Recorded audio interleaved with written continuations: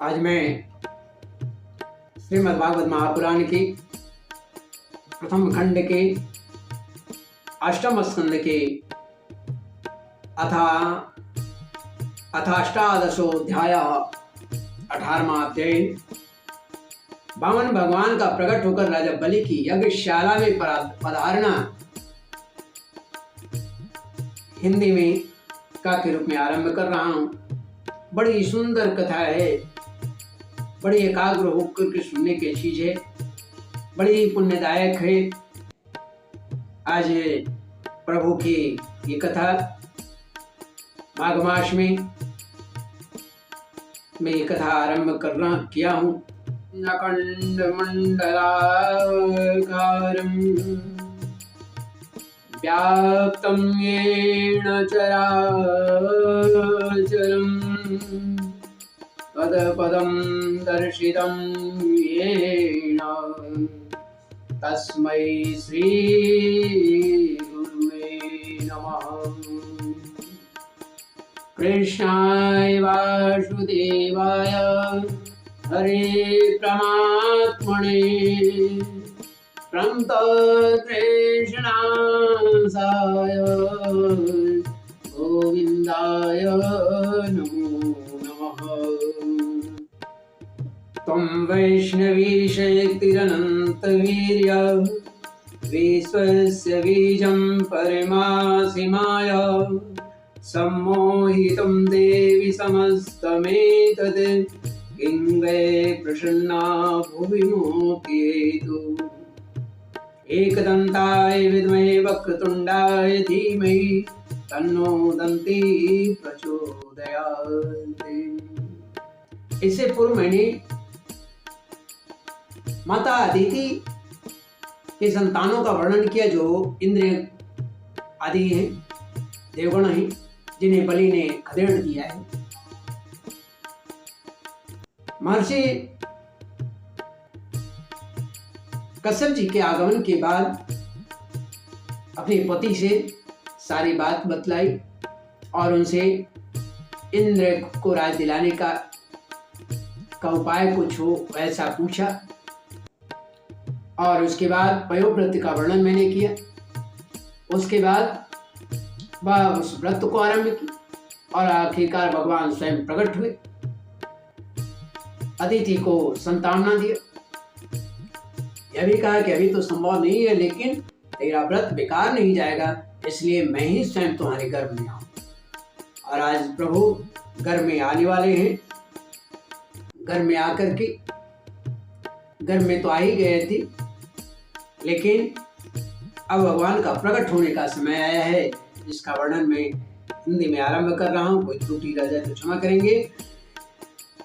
एतं वीरञ्च स्तुतकर्मवीर्यं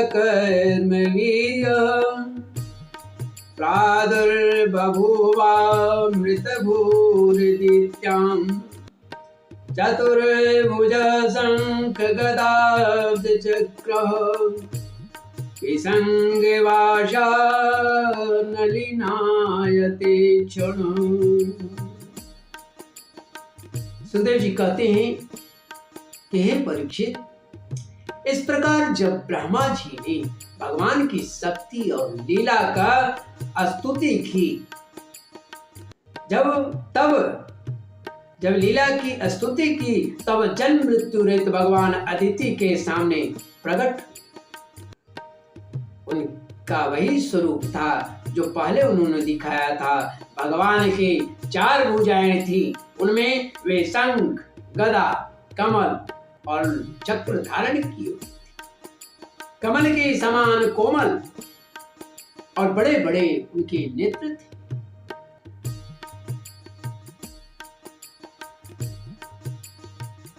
उनके शरीर पर पीतांबर शोभायमान हो रहा था। विशुद्ध श्याम वर्ण का उनका शरीर था। मकराकृति कुंडलों की कांति से मुख कमल की शोभा और भी उल्लसित हो रही थी। वत्स वत्स ये वक्ष स्थल पर श्री वत्स का चिन्ह, हाथों में कंगन, भुजाओं में बाजूबंद, सिर पर किरीट, कमर में कमरदनी की लड़ियां और चरणों में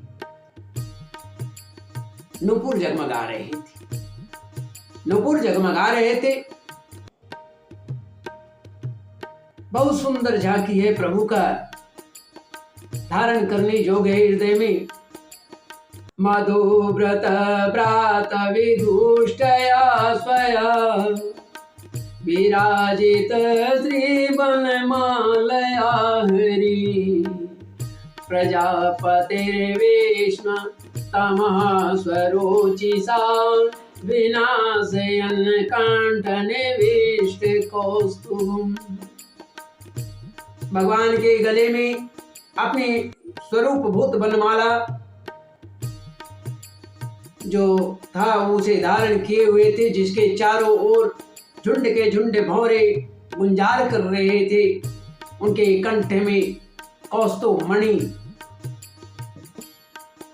सुशोभित थी। भगवान की अंग कांति से प्रजा कश्यप जी के घर का अंधकार बिल्कुल नष्ट हो गया। उस समय दिशाएं निर्मल हो गई, नदी और सरोवरों का जल स्वच्छ हो गया। प्रजा के हृदय में आनंद की बाढ़ आ गई। सब ऋतुएं एक साथ अपना गुण प्रकट करने लगी।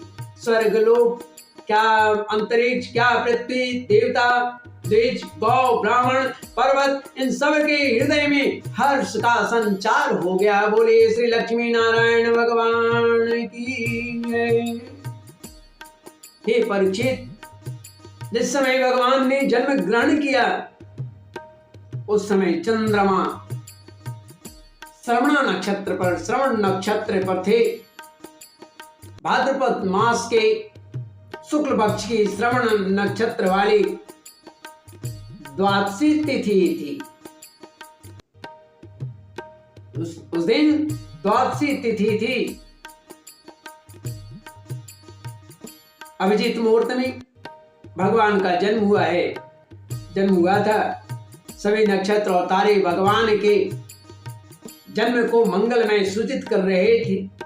हे परीक्षित, जिस तिथि में भगवान का जन्म हुआ था उसे विजया द्वादशी, उस तिथि को विजया द्वादशी कहते हैं।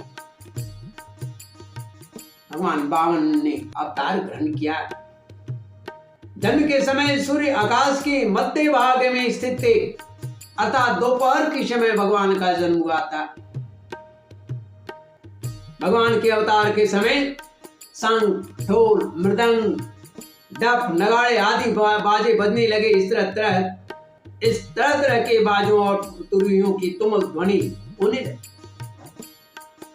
अप्सराएं प्रसन्न होकर नाचने लगे, गंधर्व गायन करने लगे, श्रेष्ठ गंधर्व गाने लगे, मुनि, देवता, मनु, पितर और अग्नि स्तुति करने लगे। सेठ, विद्याधर, किमपुरुष, किन्नर, चारण, यक्ष, राक्षस, पक्षी या मुख्य जो नागगण हैं, ये सभी और देवताओं के अनुचर नाचने गाने एवं भूरी भूरी प्रशंसा करने लगे भगवान का। तथा उन लोगों ने अदिति के आश्रम को पुष्पों की वर्षा से ढक दिया। जब अदिति ने अपने गर्भ से प्रकट हुए परम पुरुष परमात्मा को देखा, वह अत्यंत आश्चर्यचकित और परम आनंदित हो गई। प्रजापति कश्यप जी भी भगवान को अपनी योग माया से शरीर धारण किए हुए देख करके विस्मित हो गए और कहने लगे, जय हो जय हो। महाराज महर्षि कश्यप भी जो है भगवान की जो माया से जो देखा तो उनकी स्वरूप को देख करके वे भी जो है चिल्ला उठे, भगवान की प्रशंसा करने लगे, भगवान का स्तुति करने लगे। भगवान कश्यप ने देखा प्रभु का स्वरूप को, यत् तद् वपुर्भाति विभूषणायुधे व्यक्त चिद व्यक्तमधारि अद्भुतरी बभूवते नैव सभा मनुबटु संपश्यतुर्दिव्य गतिर्यथा नट।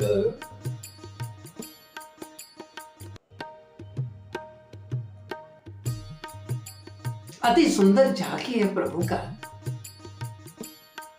स्मरण मात्र से ही रोमांच हो आता है कि जब प्रभु इस तरह से महर्षि कश्यप और माता अदिति के सम्मुख प्रकट हुए होंगे तो क्या उनकी भाव रही होगी, कैसा उनको लगता होगा। वही मैं सुबह सोचकर मेरे मन में एक लालसा जागृत होती है,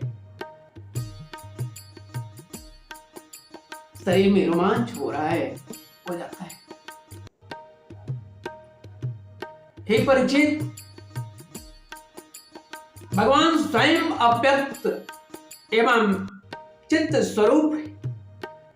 उन्होंने जो परम कांतिमय आभूषण एवं आयुधों से युक्त वह शरीर ग्रहण किया था, उसी शरीर से कश्यप और अदिति के देखते देखते ये वामन ब्रह्मचारी का वेश धारण कर लिया। बोले श्री लक्ष्मी नारायण भगवान की जय। ठीक वैसे ही जैसे नट अपना वेश बदल ले, क्यों न हो, भगवान की लीला तो अद्भुत है ही। रमाकांत भगवान की जय। श्रीमन्नारायण नारायण नारायण, गोविंद नारायण नारायण नारायण, श्रीमन्नारायण नारायण नारायण, माधव नारायण नारायण नारायण। भगवान को वामन ब्रह्मचारी के रूप में देख करके महर्षियों को बड़ा आनंद हुआ। उन लोगों ने कश्यप प्रजापति को आगे करके उनके जात कर्म आदि संस्कार करवाए। जब उनका उपनयन संस्कार होने लगा तब गायत्री के अधिष्ठात्री देवता स्वयं सविता ने, भगवान सूर्य ने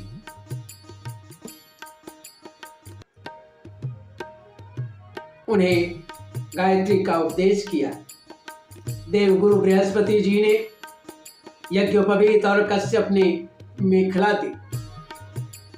पृथ्वी ने कृष्ण मृग का चर्म, वन के स्वामी चंद्रमा ने दंड, माता अदिति ने कॉपी और कटी वस्त्र एवं आकाश के मानी देवता ने पावन वेशधारी भगवान को छत्र दिया। हे परीक्षित, अविनाशी प्रभु को ब्रह्मा जी ने कमंडलु, सप्तर्षियों ने कोश और सरस्वती ने रुद्राक्ष की माला समर्पित। इस रीति से जब वामन भगवान का उपनयन संस्कार हुआ तब यक्ष राजकुबेर ने उनको भिक्षा का पात्र और सती शिरोमणि जग जननी स्वयं भगवती ने उन्हें भिक्षा प्रदान की। बोले श्री जगजननी मां जगदम्बा की जय। श्री नारायण भगवान की जय।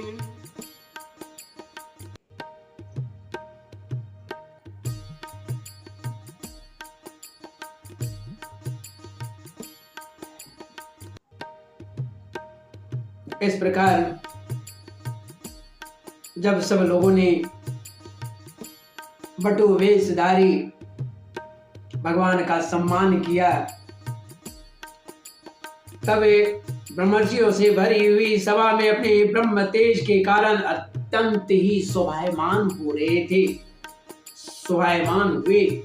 इसके बाद भगवान ने स्थापित और प्रज्वलित अग्नि का कुशों से परिसमूहन और परिस्तरण करके पूजा की और समिधाओं से हवन किया। परीक्षित, उस समय भगवान ने सुना कि सब प्रकार की सामग्रियों से संपन्न यशस्वी बलि भृगुवंशी ब्राह्मणों के आदेशानुसार बहुत से अश्वमेध यज्ञ कर रहे हैं, तब उन्होंने वहां के लिए यात्रा की। श्रीमद् भागवत महापुराण के प्रथम खंड के अष्टम स्कंद के अथाष्टादशोऽध्याय 18वां अध्याय। वामन भगवान का प्रकट होकर राजा बलि की यज्ञशाला में पधारना हिंदी में का के रूप में समाप्त होता है। श्रीमन्नारायण नारायण नारायण गोविंद नारायण नारायण नारायण। श्रीमन्नारायण नारायण नारायण गोविंद नारायण नारायण नारायण। श्रीमन्नारायण नारायण नारायण नारायण नारायण। श्रीमन्नारायण नारायण नारायण गोविंद नारायण नारायण नारायण। माधव नारायण नारायण नारायण श्रीमन्नारायण नारायण नारायण। श्रीमन्नारायण नारायण नारायण। श्री लक्ष्मी नारायण भगवान की जय। राधा रमण बिहारी लाल कृष्ण चंद्र की जय। धर्म की जय हो, अधर्म का नाश हो, प्राणियों में सद्भावना हो, विश्व का कल्याण हो। गौ माता की जय हो, अग्नि देव की जय हो, गायत्री माता की जय हो, सूर्य देव की जय हो, आकाश की जय हो, धर्म की जय हो, पृथ्वी की जय हो, सभी सनातनियों की जय हो, समस्त प्राणियों की जय हो, शत्रुओं की जय हो, मित्रों की जय हो, साधुओं की जय हो।